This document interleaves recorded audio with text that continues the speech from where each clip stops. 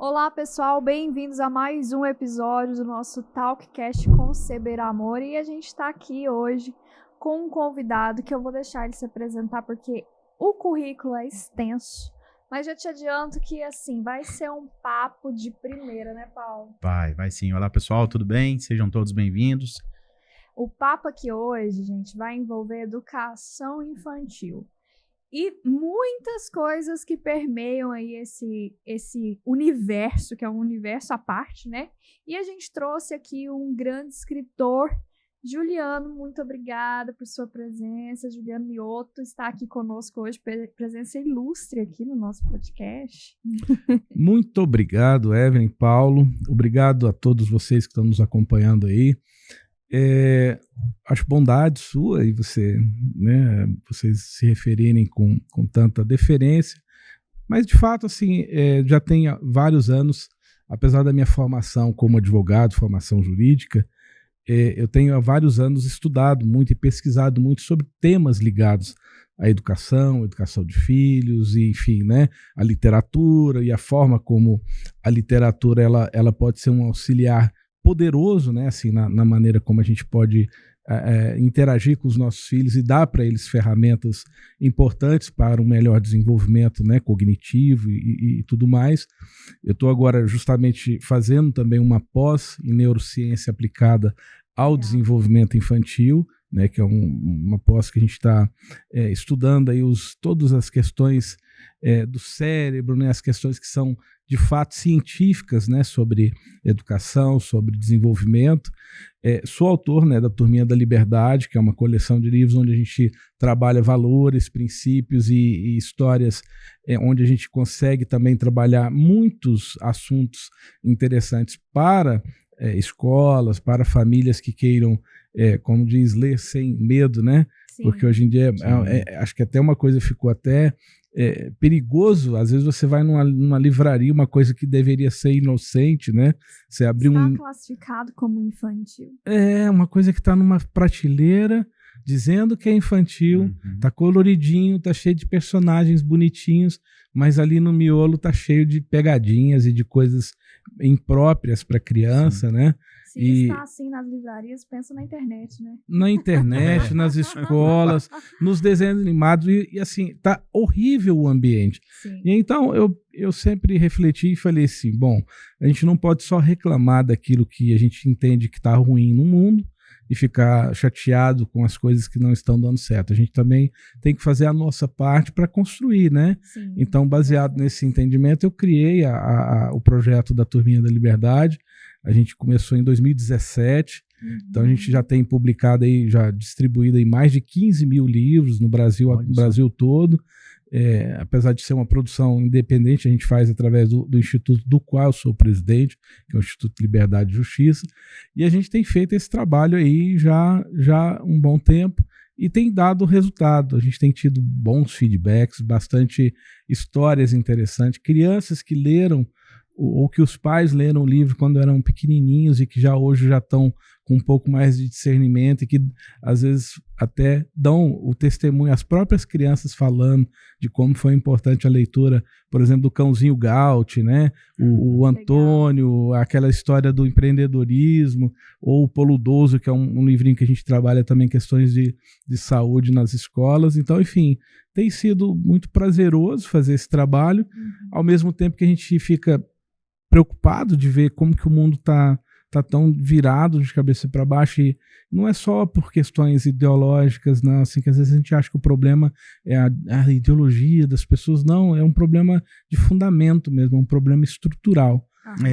Onde é até uma curiosidade, né? De onde veio essa sua vontade de falar para criança, né? Sobre como tudo começou, de onde veio, qual foi o princípio disso tudo com o Juliano? Não, o princípio é porque, obviamente, eu fiz um trabalho extenso sobre a educação. A gente lançou um livro chamado Educar e Libertar, a gente fez uma pesquisa. Mas esse trabalho, ele já foi depois, você é pai, né? Sim, então, aí eu vou chegar nesse ponto. Ou antes? Não, foi dentro do processo. Tá. Dentro do processo.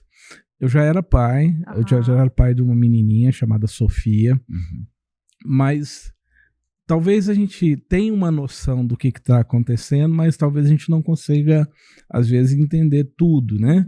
Então, como muitos pais que talvez estão nos acompanhando, né? Você vê seu filho chegando da escola, os materiais, você vê tudo muito bonitinho, vê tudo assim, aquelas coleções muito bem estruturadinhas, né? O ambiente escolar, ele é muito acolhedor em alguns momentos, né? Então, às vezes, você não tem noção de um monte de coisa que está acontecendo dentro do ambiente escolar e que resulta, às vezes, só de um negócio que eu chamo de falta de referenciais. Então, o que acontece?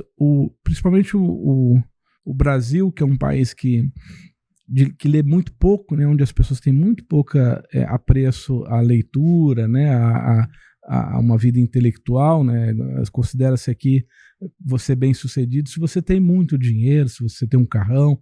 As pessoas aqui não têm apreço pelos seus intelectuais, pelas pessoas que são verdadeiros filósofos, verdadeiros intelectuais, né? Então, o apreço maior nosso aqui é por posições assim, econômicas. Sim.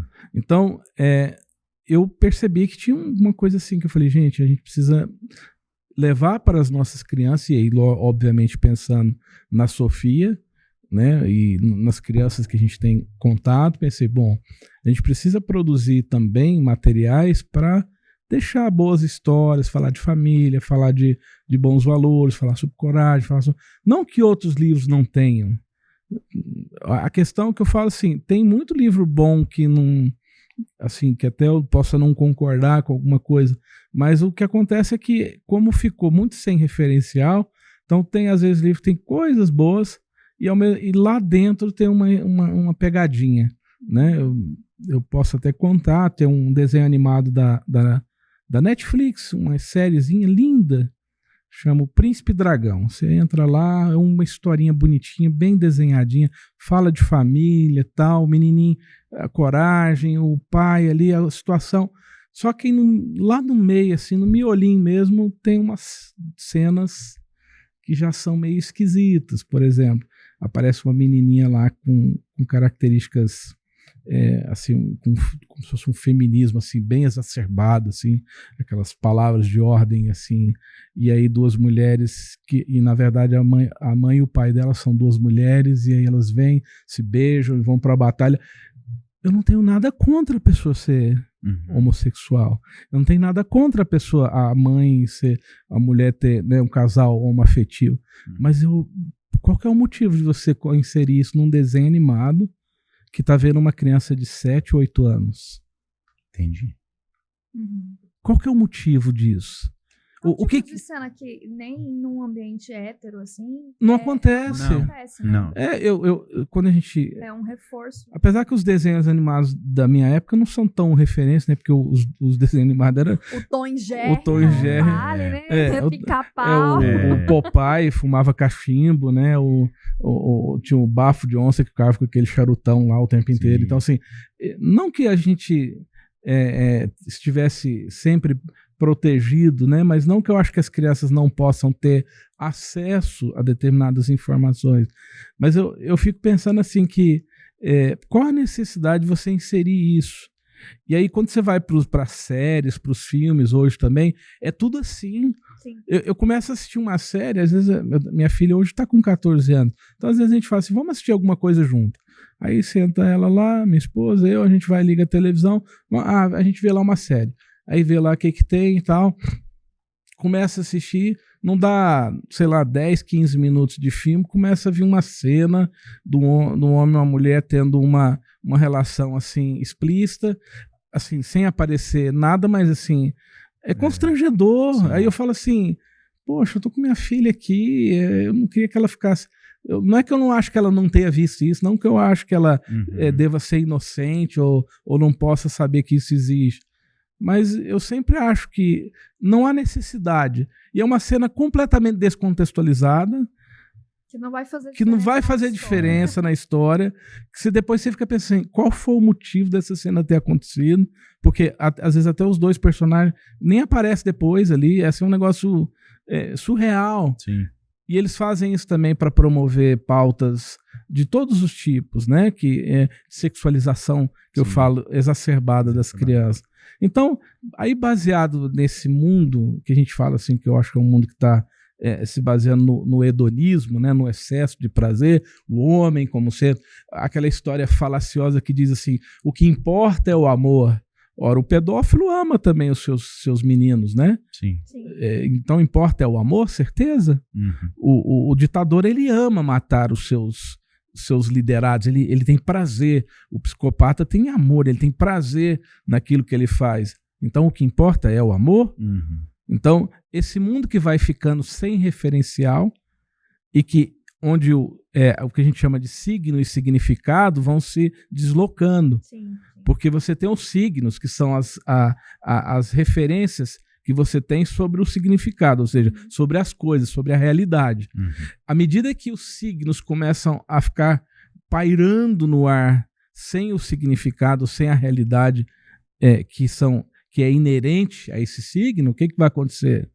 Você vai ficar num mundo perigoso, onde as pessoas vão ficar extremamente confusas, onde uma pessoa, talvez, ela vai se sentir no direito de agredir outra, agredir inclusive fisicamente, porque ela não usou o pronome certo. Ah, você não usou o meu pronome certo, e vai para cima, e bate, e até mata. Isso já aconteceu. Sim. Qual que é para onde vai isso? Então, eu penso que a literatura, você estudar, você entender o que está acontecendo, é fundamental para os pais que estão acompanhando esse programa. Você tem que entender que é fundamental você entender o mundo onde você está inserido. É fundamental voltarmos para a estrutura da realidade. Sim. Esse é o ponto. Existe uma questão, Milton, assim, que eu percebo muito na nossa sociedade, e eu estava até comentando isso com o Rogério esses dias. O pai, quando ele se torna pai, ele costuma se ver numa situação muito nova. O pai, em geral, ele não sonha muito em ser um pai. Ele não tem... É difícil hoje você conversar com um adolescente que o sonho dele é constituir uma família, né? Antigamente até isso existia mais, mas hoje não. A gente pensa muito em carreira, né? Pensa muito em profissão. E aí, possuir, né? Em ter. Isso. E aí, quando você vê um pai... Estou falando no papel de pai aqui, porque hoje vocês são a maioria. Quando você se torna pai, você começa a se perceber nesse lugar, mesmo você percebendo que você tem uma necessidade de ter algumas informações para ser o educador, o provedor e tudo mais que aquela criança precisa naquele momento, dificilmente esse pai busca esse tipo de informação. Você acha que isso é um problema do ser masculino, porque ele se acha muito já potente, assim? O homem, ele tem dificuldade em buscar ajuda de maneira geral, né? Levar um cara para fazer um exame dermatológico é uma coisa, assim, de outro planeta. Então, como que você acha que os pais devem se portar, assim? Por que você acha que existe esse posicionamento dessa não busca dessa informação?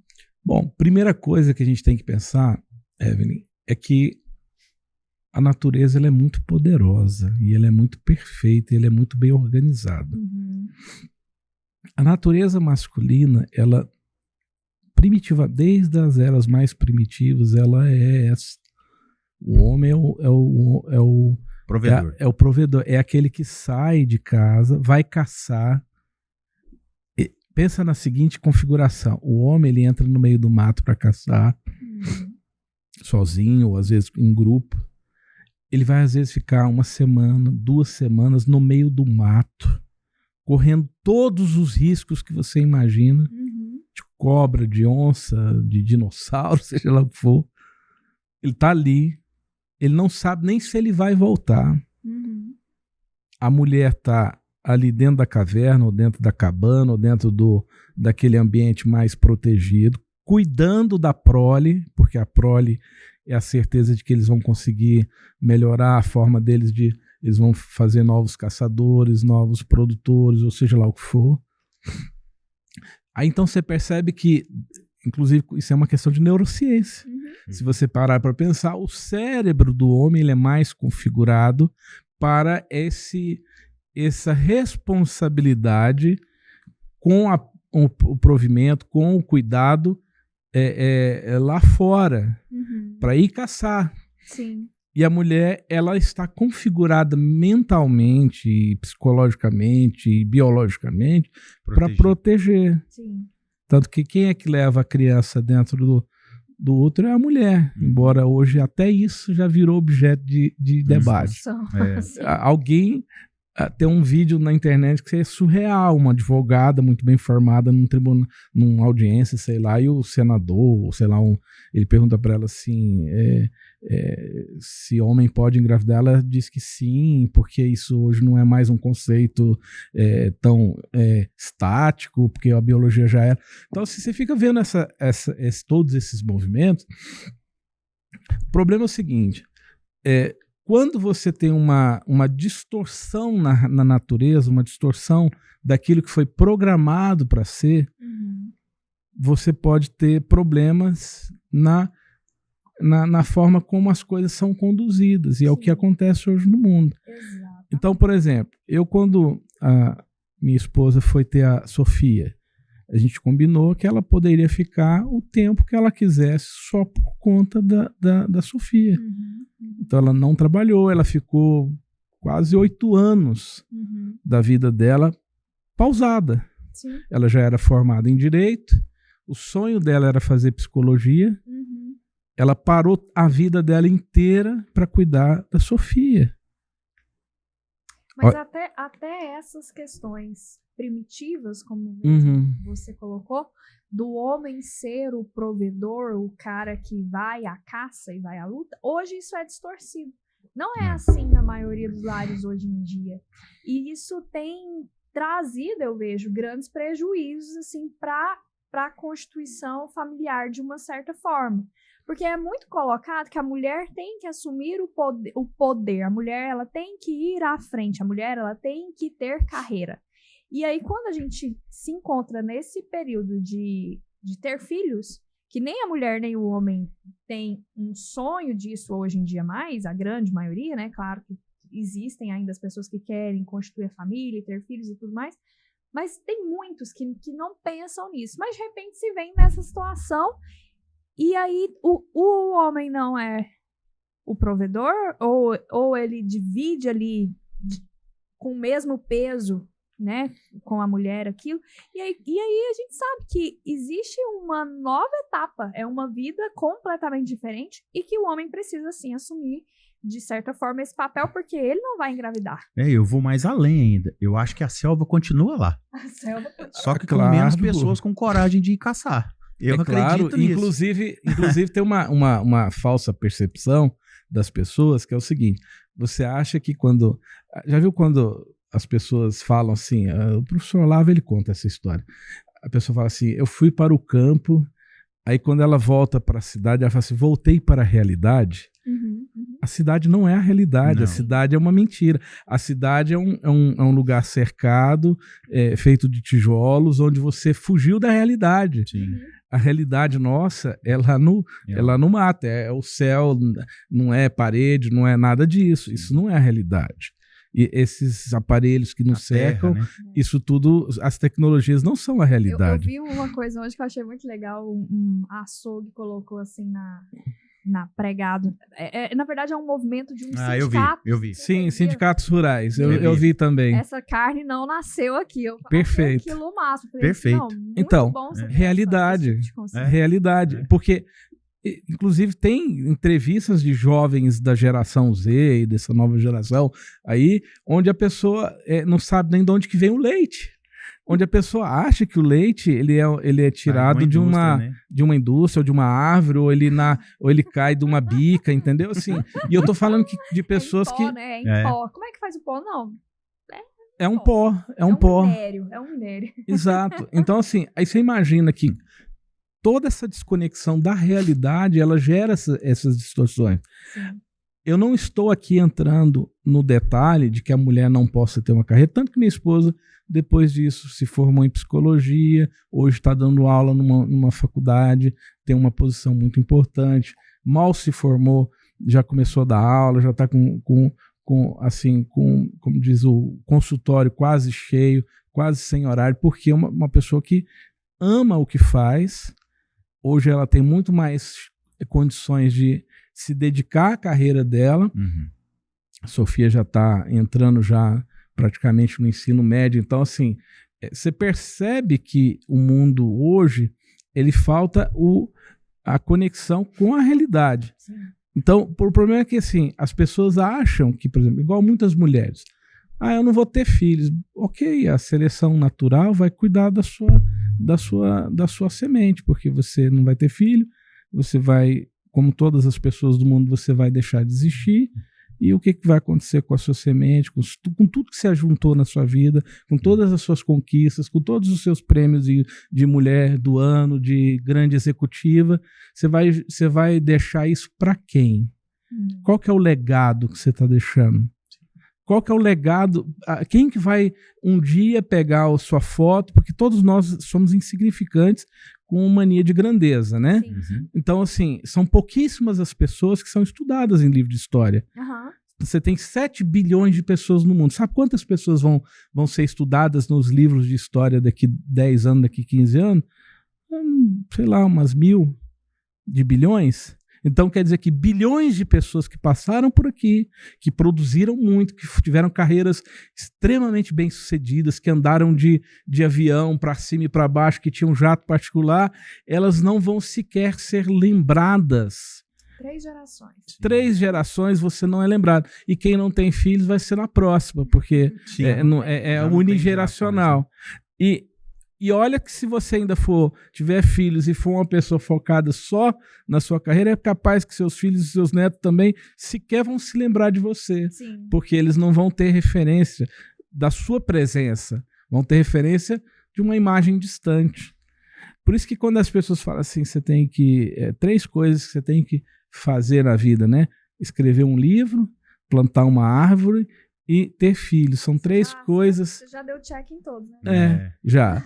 E são 3 coisas que você para pensar que são coisas que vão, em tese, sobreviver à sua inexistência. Uhum. Quando você deixar de existir, meus livros vão estar aqui. Quem sabe vão estar voando o mundo inteiro como um Tolkien ou como algum outro desses autores. Não estou querendo me comparar, mas assim, quem sabe meus livros vão estar rodando o mundo inteiro, eu não vou estar mais aqui. Sim. A árvore que eu plantei vai continuar dando frutos e a minha filha vai continuar a dar continuidade naquilo que eu plantei, que são sementes. Sim.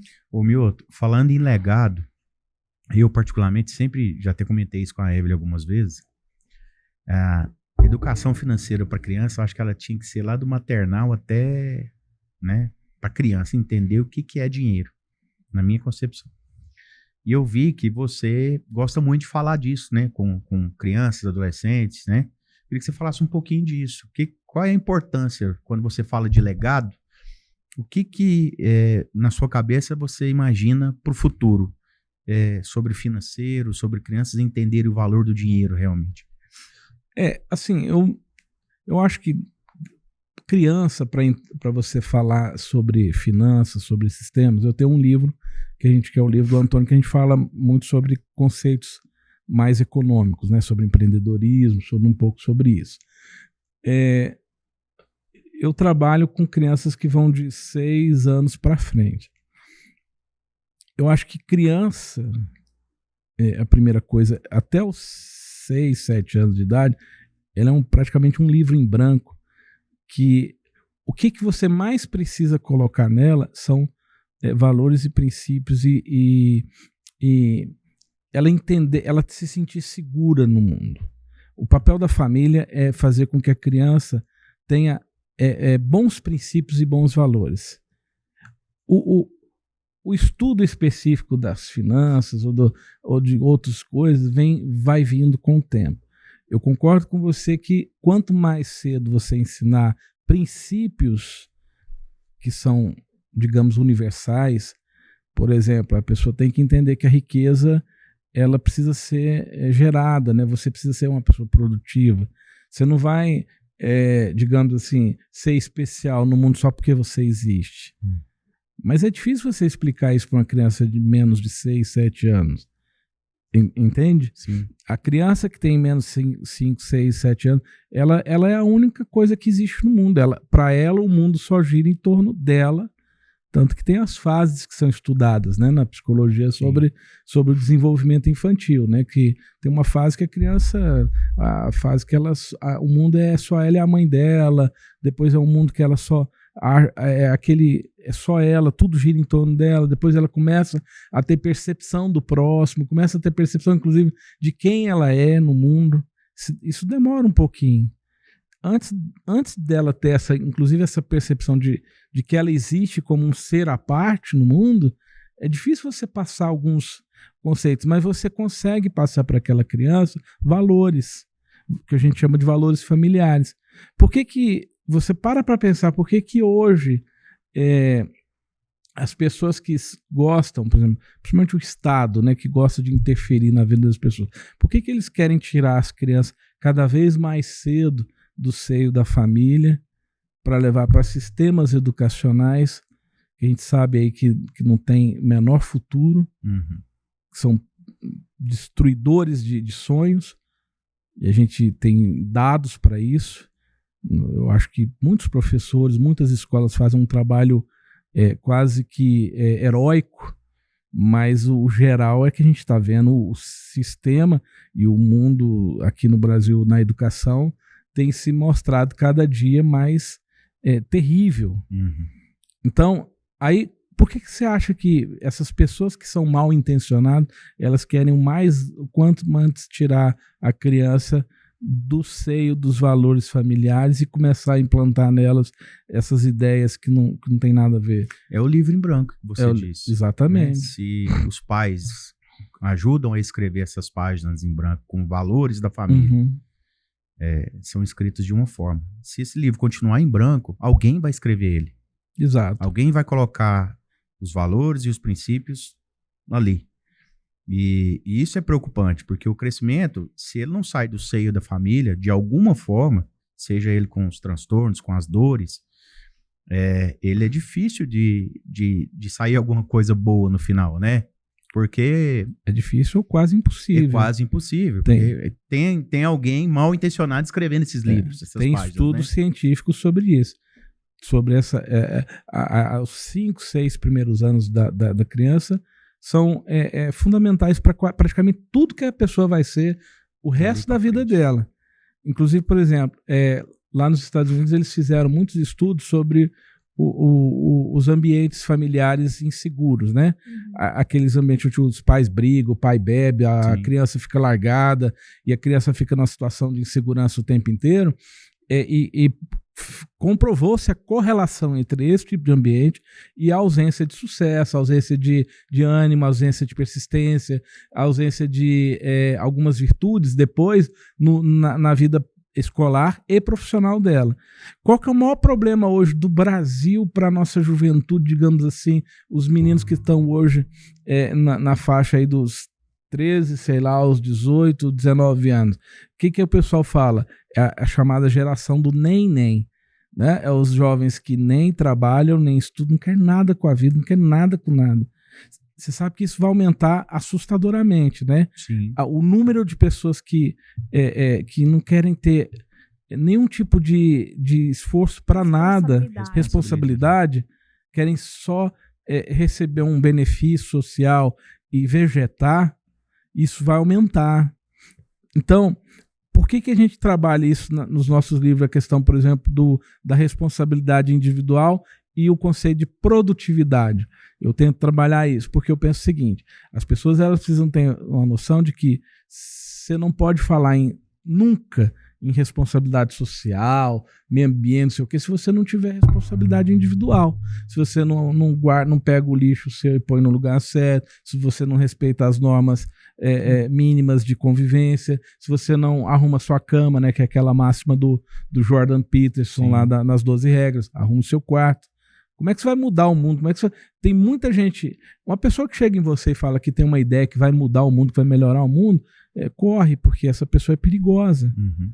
Entende? É um perigo. E nós estamos com essa geração cada vez mais desconectada do que é importante e cada vez mais voadora, cada vez mais solta. E justamente por conta desses ambientes familiares e dessa falta de referenciais familiares. Então aí você pensa, aí você fala a gente estava falando ainda agora do homem, né? Sim. O papel do pai, do marido, né? O seu filho, seus filhos, eles têm que olhar o pai não como uma mocinha igual a mãe, não, ele tem que olhar para o pai como um homem digno, um homem que está fazendo as coisas sérias, que está trabalhando, que está lutando para cuidar. E eu falo isso com todo respeito, porque assim, a figura do homem, ela é importante para inspirar no filho, na filha, esse ideal de uma pessoa que é corajosa, uma pessoa que é valente, o herói, o cara. Quando a gente é pequeno, o pai é o herói, né? O Donzinho tá com a Aninha. Exatamente. A gente deu uma mochilinha pra ele agora, que tem o Capitão América na mochila. Ele olha pra aquilo lá, você acha que é quem? É o pai dele? Não, é o papai. É o papai. É o papai. Então, essa referência... formar as coisas é o mesmo que você escrever um livro sobre botânica e eu chego no seu escritório, as flores estão todas secas lá na sua jardineira, né? Ou mal cuidadas, né? Ou são de plástico. Ou são de plástico. Então, é tudo artificial, né? Eu faço para vender, não faço para educar ou para exemplo, né? Inclusive hoje é o que está mais, inclusive, acontecendo no meio da internet. Às vezes as pessoas me perguntam por que eu não faço um curso, por exemplo, ou por que você não produz conteúdo? Eu falo assim, cara, eu não me sinto ainda preparado para isso, eu não acho que eu tenho ainda um conhecimento suficiente para dar para as pessoas. Então, eu não quero me sentir enganando as pessoas, porque hoje ficou muito fácil enganar as pessoas. Sim. Sempre foi, né? As pessoas sempre gostam de ser enganadas, as pessoas gostam de viver na ilusão. Mas hoje, com as redes sociais, com tudo que a gente tem acesso, as pessoas, elas... É muito fácil hoje você criar falsos heróis, falsos intelectuais, falsos referenciais disso ou daquilo. Então eu fico pensando assim, cara, deixa eu estudar um pouco mais, deixa eu entender um pouco mais as coisas. Talvez um dia eu me sinta seguro de poder criar um canal onde eu possa falar um pouco, levar conhecimento. Embora às vezes alguém pode falar, não, mas começa, né? Mas, ao mesmo tempo, eu fico sempre com esse entendimento, assim, de que, cara, a gente é uma responsabilidade muito grande. Porque eu vejo, por exemplo, pessoas hoje tentando ensinar para os outros coisas que elas mesmas não vivem. Sim. Que elas não construíram. Claro. Então, eu posso estar errado, mas eu ainda tenho muito temor no meu coração a respeito disso. Porque... eu olho para minha vida, eu vejo, cara, tem tanto problema, tanto defeito, tanta coisa que eu preciso melhorar. Como que eu vou ensinar para as outras pessoas a ser uma coisa que eu ainda não dei conta de ser? Né? Qual a experiência que você vai levar se você não teve a sua ainda, né? Exatamente. Então, assim, mas justamente porque talvez hoje as pessoas elas estão buscando um conhecimento superficial da vida, só na rasura mesmo, né? Exatamente. As pessoas querem fórmulas prontas. E o mais rápido possível. Quais os tipos de livro que mais vende hoje no mundo? É aqueles assim, fórmulas prontas. O próprio Jordan Peterson, ele fala, quando ele escreveu as 12 regras, as pessoas, mas por que 12 regras?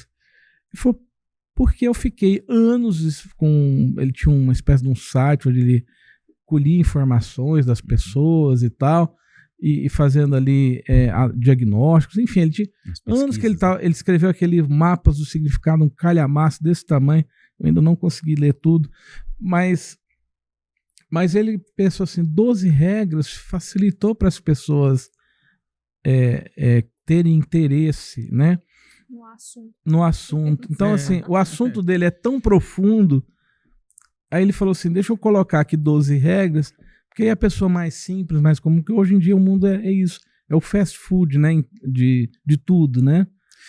Eu acredito o seguinte, que pode ter, e eu tenho certeza que tem, muita gente carente do mínimo do conhecimento que você já tem.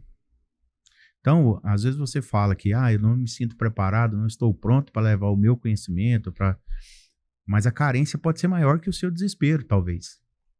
Né? Dizem que em terra de cego, quem tem um olho é rei, né? Eu acredito nisso. Justo. Na internet, a questão, Milton, é que você é um cara que tem tanta sabedoria que você sabe que a sua sabedoria é pequena.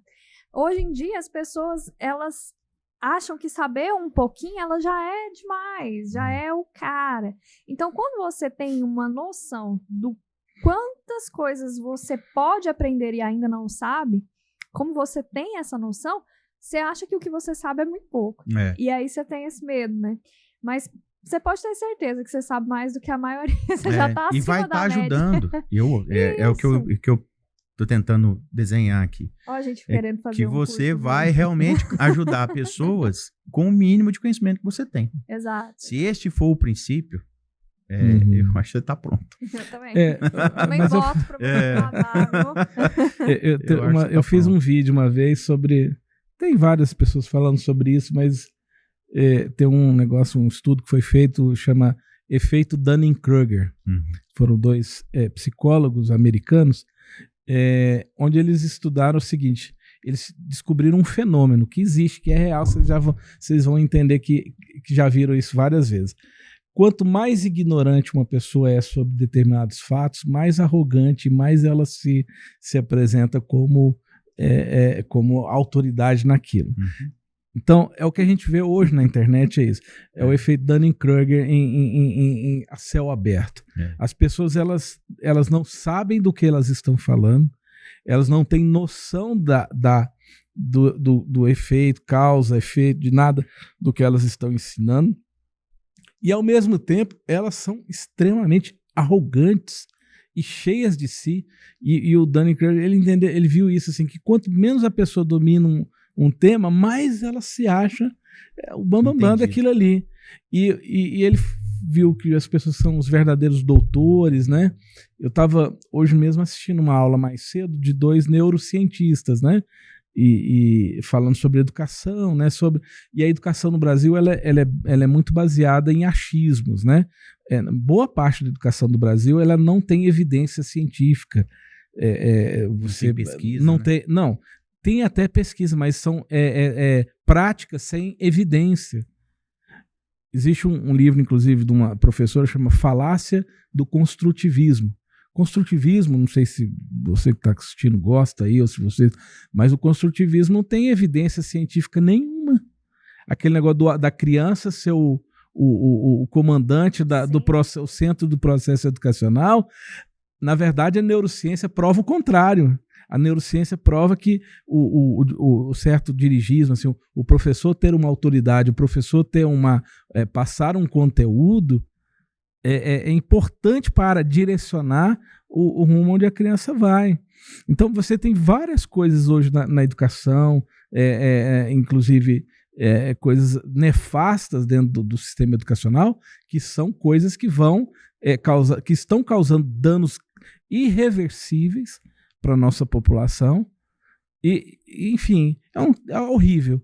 E eu vendo aqueles 2 neurocientistas falando sobre educação, mostrando estudo, mostrando evidência, mostrando as coisas que realmente funcionam. E eu ficava pensando assim, gente, por que o nosso debate sobre a educação é tão fraco e arrogante ao mesmo tempo? Quem já foi numa conferência, num fórum, uma convenção, uma coisa de educação, as pessoas falam assim, usam a palavra educação como se fosse quase tendo um orgasmo múltiplo. Uma pompa, né? Uma pompa. E aí se você tiver um pouquinho de discernimento, você percebe que ela não está falando de educação. Igual, por exemplo, e me perdoem os professores, a pessoa achar que educação significa, investir em educação significa aumentar o salário de professor.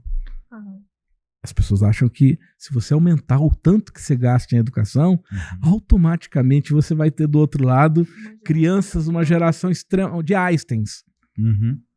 Ora, o Brasil é um dos países da OCDE que mais gasta em educação em relação ao PIB. Nós estamos aí entre os maiores países do mundo em termos de percentual de gasto do PIB versus o que se gasta em educação.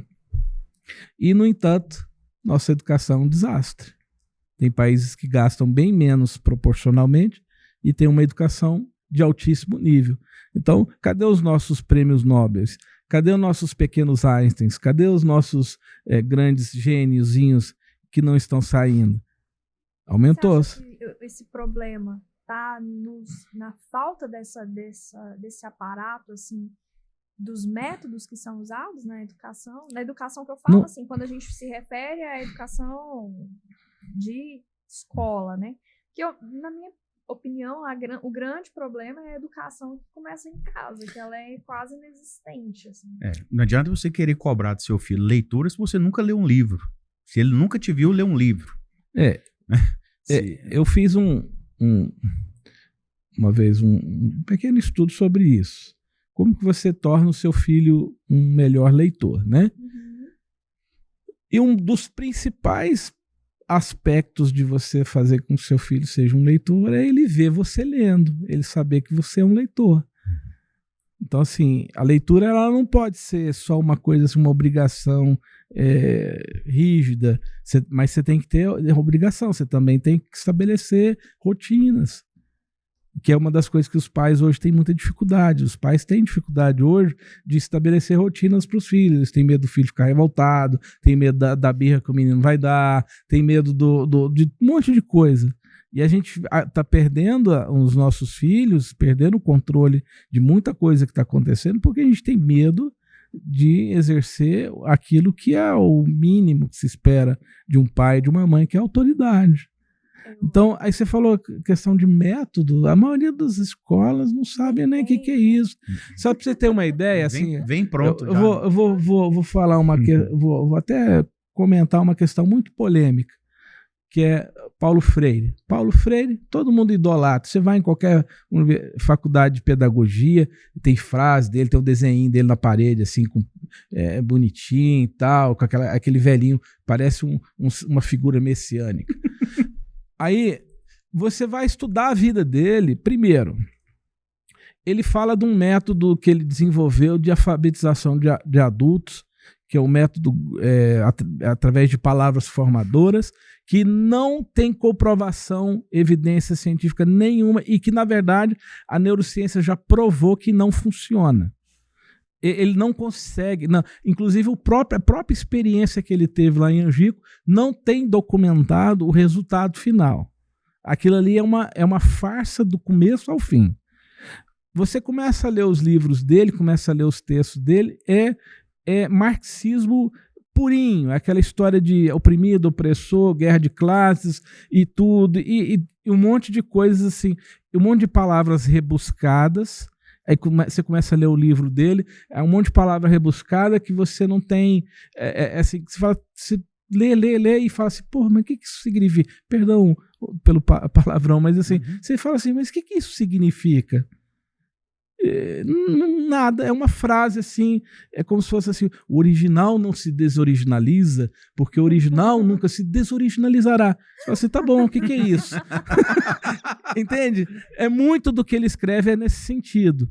Aí você vai, você vai conversar com quem é da área.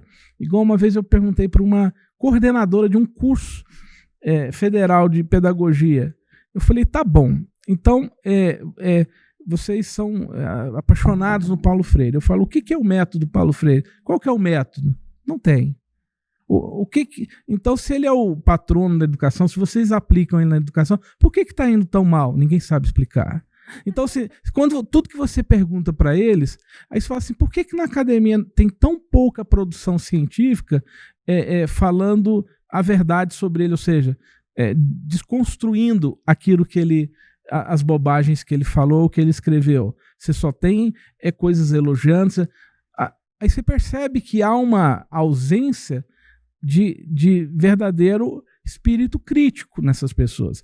Eles um herói. É um herói falsificado. Que precisava naquela época. Exatamente. Colocar ali. Você tem figuras que poderiam ser muito mais reverenciadas, mas que não são, que são deixados de lado. Então, aí você pensa assim, não existe um método, de certa forma, real. Existem algumas escolas que adotam determinadas metodologias, igual, por exemplo, tem situações do construtivismo que são muito bem aplicadas para o método, para ensino de ciências, por exemplo. Você deixar a criança pegar um objeto, tentar descobrir aquilo. Mas não é qualquer criança também que vai ter essa percepção. Às vezes uma criança de um nível um pouquinho mais alto, ela vai ter muito mais facilidade. Uma criança que tem uma mente mais criativa, e tem crianças que são introspectivas. Como que uma criança introspectiva, que às vezes tem uma dificuldade, até uma questão, digamos assim, fisiológica, de limitação de cognitiva, alguma coisa, como é que essa criança vai ter o mesmo desenvolvimento do que da outra se ela não tiver um direcionamento? Então, você percebe que é tudo muito baseado no eu acho, ou eu ouvi dizer, ou aprendi assim na faculdade, e ninguém para pensar se isso de fato funciona. Eu tava vendo uma live de uma mulher que ela é uma grande empreendedora, assim, na verdade a live dela não tinha nada a ver com maternidade em si, mas tocou nesse assunto, porque ela é mãe, né, e algumas pessoas começaram a perguntar para ela como é que ela educa os filhos, tendo em vista, né, toda essa parte que ela é uma mulher que tá sempre trabalhando e tudo mais. Ela perguntando assim, se ela usava algum método, né, ela falou assim, olha, quando os meus filhos eram pequenos, eu comecei a estudar alguns métodos e tentei colocá-los em prática. E eu vou te falar, todos os métodos que eu tentei, a única coisa que eu senti era culpa. Porque você não pode fazer nada. O dia que você tá estressado, que tudo deu errado na sua vida, que você chega em casa e o menino apronta uma coisa horrorosa e você perde o controle e dá um grito, você vai sentir uma culpa eterna. Eu parei de seguir método, parei de seguir tudo, sigo o meu coração, faço o que eu acho melhor pro meu filho, educo ele do jeito que ele gosta ou não, eu acho que é assim, então eu vou seguir, é isso. Eu falei, tá aí. Um bom começo. É claro que a gente tem que entender, sim, que buscar informações para que você tente educar o seu filho da melhor maneira possível, que for adequado para você, isso realmente algo que é necessário. Mas, às vezes, essas questões da gente impor métodos, porque hoje na internet, é igual você falou, as pessoas que falam sem, às vezes, nenhuma prova científica realmente, sem nenhuma comprovação de que aquilo ali vai funcionar para todo mundo, elas hoje, nesse mundo de maternidade, tem inúmeros. Não dá para contar quantos métodos de educação que colocado, né, que fala que é o melhor, que vai funcionar para o seu filho. Eu tenho 2 filhos. Um é completamente oposto do outro. Um método de educação ou qualquer coisa que eu tente impor para um não vai funcionar para o outro. Perfeito. Então, como é que a gente coloca tudo isso numa... Não, é assim que é o correto. Eu acho que não tem. Então, aí eu vou dar de bolo, né? Eu vou dar um princípio para vocês que funciona em todos os lugares. Você não tem como errar. O livro Alice, no País das Maravilhas, tem um momento que ela encontra, acho que não sei se é a lagarta ou o gato de Cheshire, e perguntam para ela assim, para onde você quer ir? Ela fala assim, eu não sei.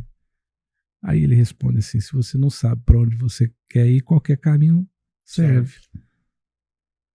Essa é a charada, você tem que ter um plano. Se você não sabe para onde você quer ir, qualquer método serve, qualquer coisa, qualquer paixão te diverte. Sim. Se você está indo para o lugar errado, na estrada errada, você pode estar numa Ferrari ou num carrinho caindo nos pedaços, você vai chegar no lugar errado do mesmo jeito. A diferença é que você vai chegar mais rápido com a Ferrari. O que adianta você acelerar a 300 por hora para um caminho que é errado? Que não tem princípio. Aí você vê como que é estruturada a educação no Brasil. Você põe seu filho no jardim, lá, sei lá, como se fosse uma creche, depois ele vai para o infantil, depois para o fundamental, depois ele vai para não sei o que lá, ensino médio e tal. E todo o sistema, ele desemboca numa prova estupidificante, uma prova feita para conformação de certas ideias. Então você pensa que seu filho vai passar 15 anos, praticamente, mais ou menos, dentro de um sistema, de um trilho, indo para uma prova que vai levar ele para onde? Para uma universidade que está destruindo muito mais vidas do que construindo. Uma universidade que faz pouca ciência verdadeira, uma universidade preocupada com lacração, uma universidade onde o filho, muita gente aqui já deve ter perdido filho para curso de humanas, porque o menino entra lá, uma pessoa decente, educada, sai de lá parecendo um animal, um bicho. Uhum. E aí você pensa assim, como assim? Eu estou gastando toda a minha vida, todo o meu dinheiro, todo o meu esforço para que meu filho saia dessa ponta aqui e vá para um buraco, para um abismo? O que adianta acelerar? E aí tem gente que acha bonito pôr o menino na faculdade com 14 anos, com 15 anos, e acha o máximo que meu filho é tão inteligente que ele passou no vestibular ainda no primeiro ano. Vamos entrar com processo. Vamos entrar com processo. Eu já fui, inclusive, já fui contratado como advogado para fazer essas ações.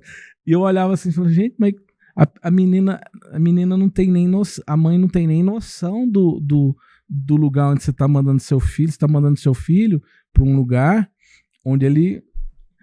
não necessariamente ele... E a troco de quê, né? E aí outra coisa... Acelerar o processo pra quê, né? Aí outra coisa, as universidades brasileiras, em sua maioria, não todas, têm boas faculdades, alguns professores que salvam, mas na sua maioria ela se caracteriza não pelo conhecimento que ela te dá, mas pelo papelzinho que ela te entrega no final. Sim. Então, uma boa parte, eu vou dizer que uma parte significativa.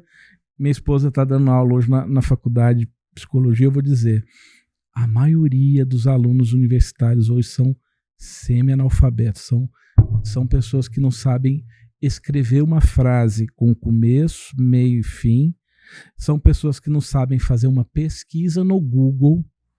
Tem aluno que manda mensagem para minha esposa assim, professora, como que eu faço tal coisa, referência? Aí ela tem que responder.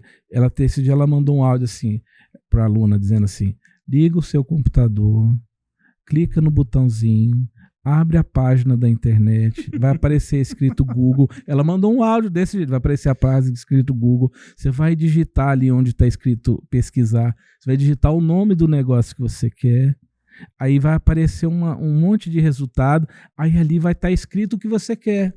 Nossa, a pessoa não saber pesquisar é complicado. Não, é absurdo as coisas que você ouve do meio universitário brasileiro. E não é só aluno, não. Os professores agora estão cada dia piores. Porque para você ser professor hoje, principalmente em federais, você tem que fazer parte de uma certa patota, de um certo grupo.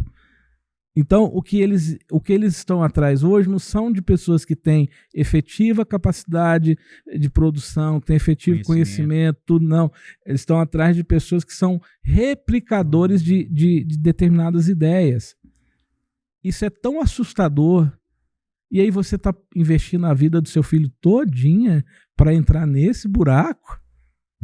É uma reflexão. Às vezes eu falo isso em casa, eu até quase apanho, né?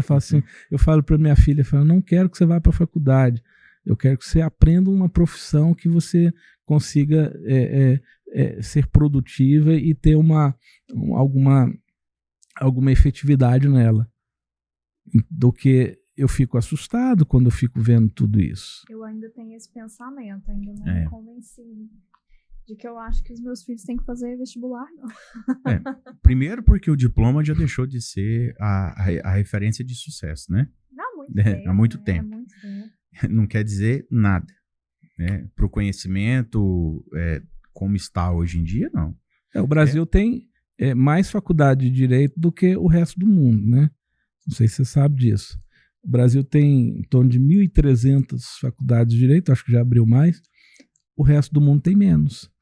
Se juntar todos os países do mundo, não tem tanto curso de direito. Aí eu te pergunto, você deve receber às vezes no seu Instagram aquelas propagandas dessas faculdades que vendem EAD. Faça curso superior por R$ 39,90 por mês e garanta o seu futuro no mercado de trabalho. Ali o cara coloca provavelmente 200, 300, 500 alunos para fazer 1.000 pessoas para fazer o mesmo curso gravado. E qual que é a qualidade disso? O que está sendo entregue no final? Não é um entendimento, não é um curso, não é uma formação. O que está sendo entregue no final é o papelzinho com carimbo e a chancela do MEC. Eu vou te falar, antes do meu momento, eu já trabalhei com formaturas, né? E eu lidava diretamente ali com os formandos. Então, eram pessoas que estavam formando, ok? Direito. Você é fotógrafa, né? E, né? Enfim. Juliano, teve vários momentos em que eu não podia escrever. A pessoa pedia, manda áudio, porque eu não entendo o texto. Criatura, você está formando, você foi escolhido para estar ali como um representante de turma. E não sabe ler. E você não sabe ler. Escrever, eu desisti. Tudo errado. Mas você sabe que tem comprovação disso, né? Tem pesquisas que foram feitas em que, aqui no Brasil, não sei se está atualizado isso, mas cerca de 80% das pessoas que saem hoje da universidade brasileira, elas não sabem, elas não dominam nem o básico de interpretação de texto. Porque, pensa o seguinte, essa multidão de pessoas que vai hoje pro curso superior, e elas chegam lá achando que aquele curso vai dar para elas uma oportunidade de vida. E mesmo assim, essa pessoa não faz esforço nenhum para fazer um bom curso. Nenhum. Tem gente que faz o curso inteiro sem aparecer na aula. E agora ainda tem um negócio seguinte, como as faculdades elas estão, a maioria delas matando cachorro a grito, porque eles estão importando, não é com qualidade, é com quantidade. O que acontece? Existe até por trás aí de algumas faculdades, inclusive ordens para passar os alunos, independente deles terem tido nota ou não. Aí o que eles fazem? Faz um trabalho, apresenta não sei o quê, aparece numa palestra, aí eles fazem umas palestras de diversidade, não sei o quê, e obriga a pessoa a ir lá, ela ganha 5 pontos. Então, assim, estão passando as pessoas hoje de ano, porque a mensalidade é garantida. Porque a mensalidade é garantida. Então, aí eu pergunto para você que está nos assistindo, pergunto para vocês aqui, como que um sistema desse tem jeito de dar certo? Aonde que essa estrada vai? Adianta acelerar essa Ferrari? Adianta pegar mais dinheiro do pagador de imposto, mais dinheiro dos cofres públicos e investir nisso? Voltando à infância, homeschooling no Brasil funcionaria? Funciona em todo lugar do mundo o homeschooling. Por que funciona? Porque o homeschooling é isso que eu estou te falando, ele tem um propósito. Eu faço um trabalho com famílias de homeschooling, conheço vários, já defendo inclusive o modelo. Inclusive, no meu livro que eu fiz sobre educação, a gente tem um capítulo que é só sobre homeschooling. A maioria das famílias que fazem homeschooling são pessoas com princípios religiosos ou princípios cristãos. A maioria. É uma maioria esmagadora de pessoas que estão preocupadas com tudo isso que eu falei aqui, que não vê sentido nenhum em mandar os seus filhos para esse sistema que vai destruir a vida deles, a vida intelectual deles, e eles falam assim, vou criar um sistema aqui dentro de um propósito maior, eu quero formar meu filho, eu quero que meu filho tenha essas e essas e essas habilidades. Então, agora, funciona, só que o problema é que aqui ainda é tratado como um tabu, alguns lugares é inclusive tratado de forma até criminosa, as famílias de homeschooling são perseguidas, pessoas até, essas pessoas que falam com a boca cheia a palavra educação, elas odeiam a educação domiciliar. Tem pessoas que enchem a boca para falar de educação, que eu amo as crianças, mas odeia uma família que cuida dos seus filhos com zelo. E se você vê, aí eles sempre vêm com umas desculpas.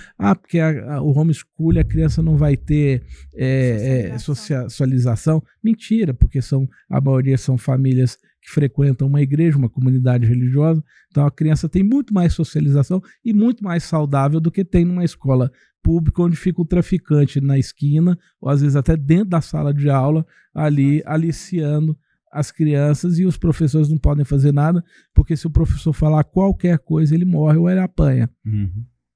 E percebe o seguinte, todo mundo é vítima disso. O professor que está ali é vítima disso, porque ele está ali o tempo inteiro com medo, inclusive, de morrer, de apanhar. Uhum. Ele não pode nem exercer a autoridade dele, porque tem aluno que vai para cima mesmo. Sim. Inclusive com faca, com arma, com tudo. Você tem os próprios alunos que são vítimas, os alunos bonzinhos que querem estudar, eles não têm como estudar porque o ambiente é horrível. Aí eles inventaram um monte de coisa assim que põe dentro da sala de aula, não pode mandar embora, não pode não sei o quê.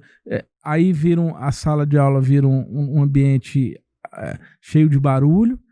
Aí os gestores públicos ficam numa situação horrível porque eles têm que entregar resultado e não conseguem. Sim. Porque é muito ruim o ambiente.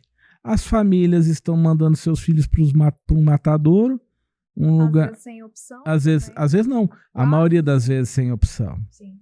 Eu só estou mandando minha filha hoje para uma escola porque eu não tenho opção. Uhum.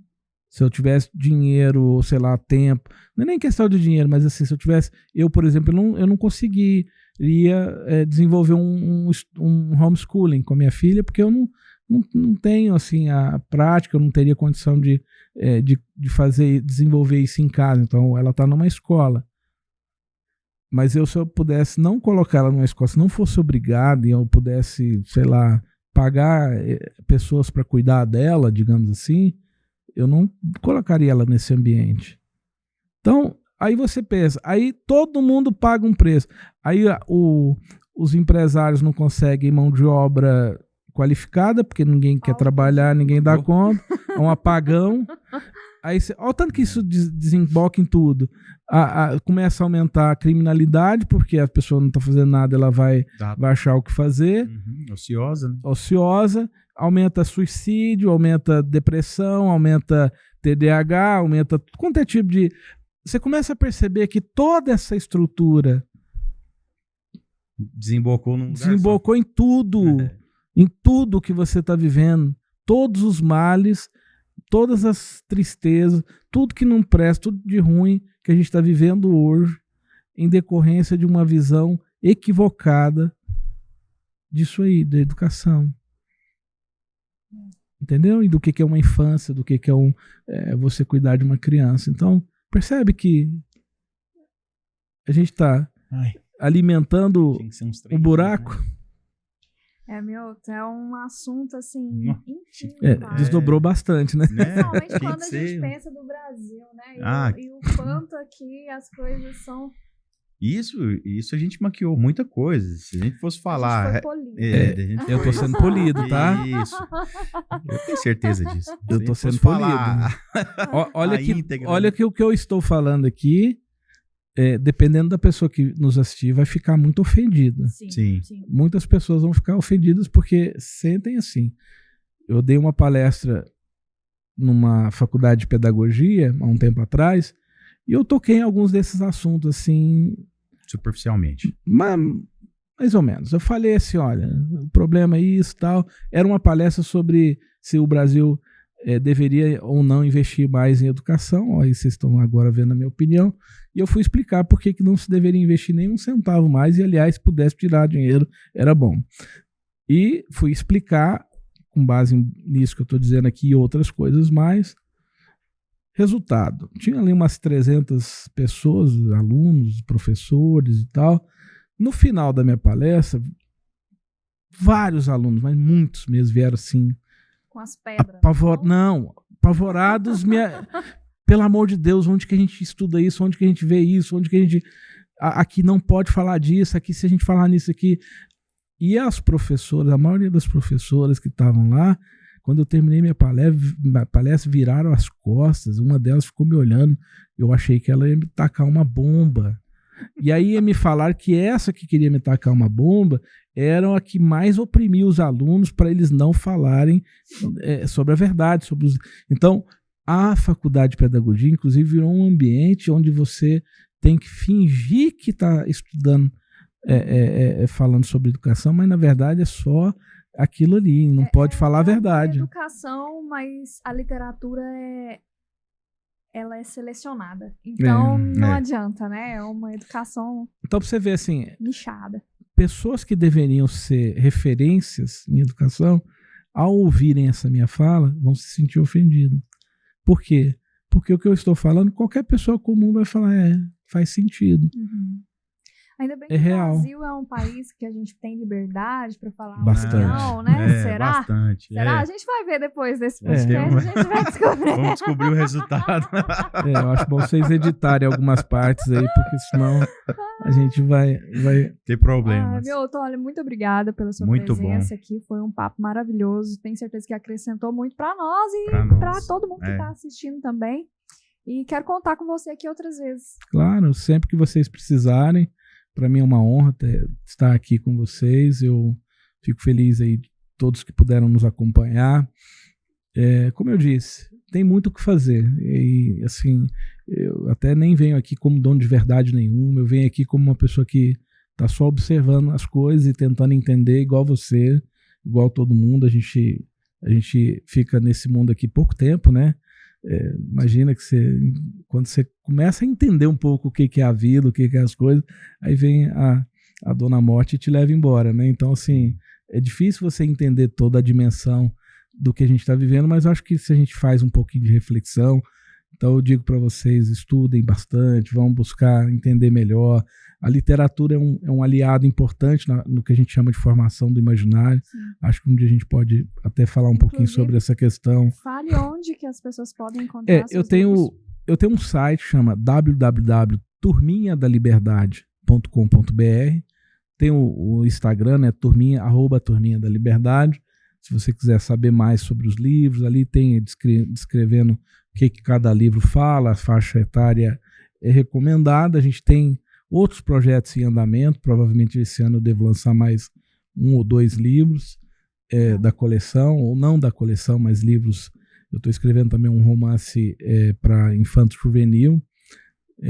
Então, enfim, procure entender a realidade, porque a fantasia, a mentira e a falta de conexão com a realidade está destruindo nossas crianças, está destruindo a sua família, está destruindo o futuro dos seus filhos. E se a gente não conseguir fazer essa conexão e voltar os pés para o chão, a gente vai caminhar para um lugar muito ruim. Muito ruim. Então, obrigado a todos que nos acompanharam, obrigado pelo convite. Espero que eu possa ter acrescentado um pouquinho aí. E se vocês precisarem, eu estou à disposição. Com certeza, com certeza.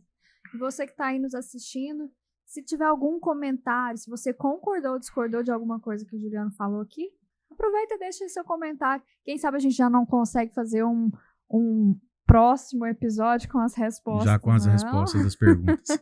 Não esquece de compartilhar esse conteúdo se você gostou. Se inscreve no canal. Faça todos esses protocolos porque ajuda muito, incentiva muito a gente a continuar produzindo esse conteúdo que é tão bacana e tão especial para você que está aí ligado no nosso canal aqui todos os dias, tá bom? Muito obrigado pela sua presença, sua companhia e até a próxima. Valeu!